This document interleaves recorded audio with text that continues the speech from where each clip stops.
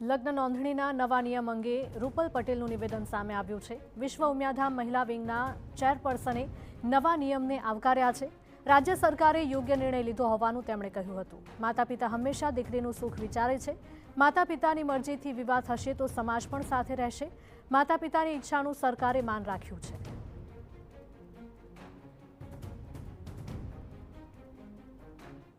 पितानी मर्जी हशे तो दीकरीओ ए दुखी नहीं थाय अने माता पितानी मर्जीथी ज्यारे लग्न थशे ने त्यारे एनी साथे आखो समाज पण पॉझिटिवली जोड़ाशे। एटले सरकारश्रीनो जे आ निर्णय छे एने खूब खूब अभिनंदन आपું છું અને આખા ગુજરાતની નહીં આખા હિન્દુસ્તાનની જે બહેનો છે આ જ ઈચ્છતી હતી।